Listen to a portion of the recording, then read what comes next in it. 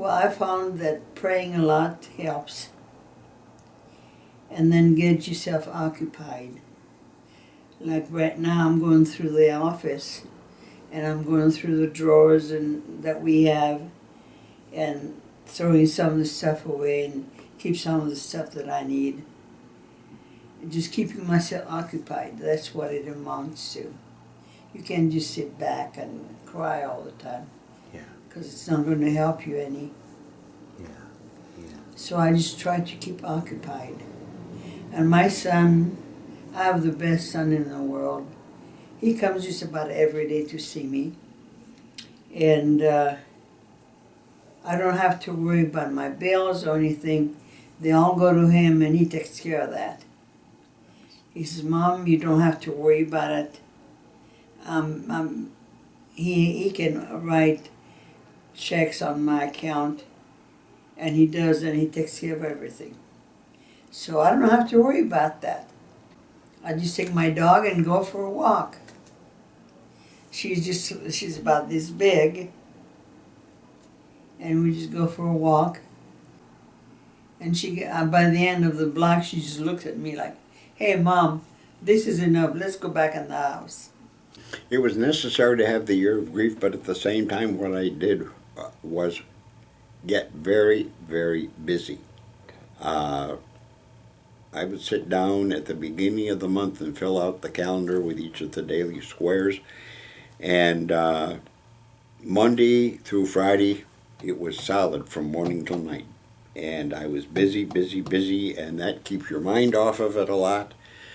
And it really helps to keep busy. I could have just gone home and sat in a chair and brooded, and that isn't my style to begin with. And on top of that, it would serve no useful purpose and would be actually, over a period of time, mentally to my detriment. And so I just play pool in our recreation center, in the clubhouse, at the retirement park I'm in. I do a fair amount of reading, and I still have the HO train set that I play with. And that's how I have worked it out for me. It's not what I've done isn't for everybody. Everybody has to work it out for themselves. But the one thing that I will say is keep busy. No question about it. That's about it. I kept myself occupied by painting and doing my music CDs, and I'm the joke maven on email, so I am on a lot of people's email.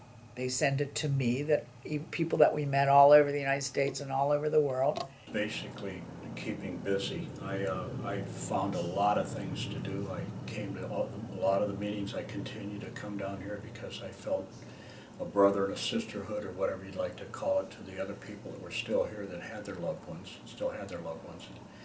and of course I was attending the meetings that had just people that had lost their spouses, and that helped. And just staying busy, that's the big thing. And just keep yourself busy. I volunteered for Saturday. I'll be out packing boxes for the troops, care boxes for the troops, and there's all kinds of things that you can get yourself involved in. I'm back to Rotary again. I've got myself immersed in some projects there. We're having a golf tournament at a Pee Wee Golf, which is going to involve the whole family, so I'll have to get one of my daughters and their kids to come along with me. But these are just kind of things, and Christmas time, we were putting boxes together for little indigent children, and I got involved with that. And, just things to keep your mind occupied. And but the worst time though is at night, and I'm finding that I'm reading a lot.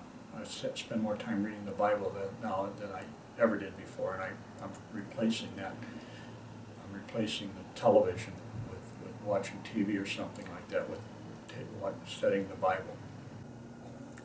It never goes away, but it gets better.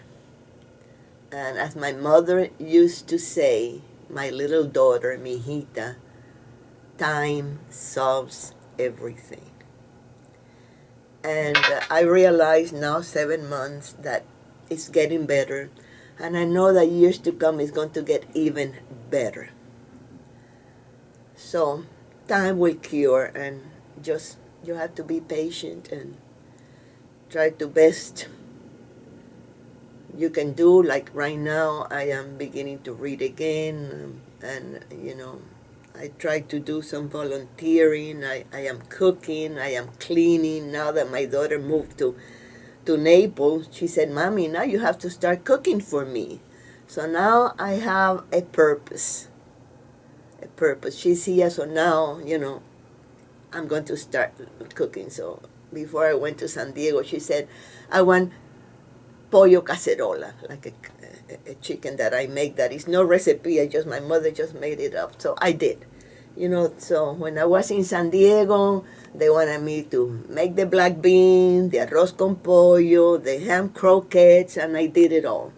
I went out with them everywhere, so I'm becoming Lillian again, which I was a Lillian that every time I looked at the mirror, I said, I don't like you.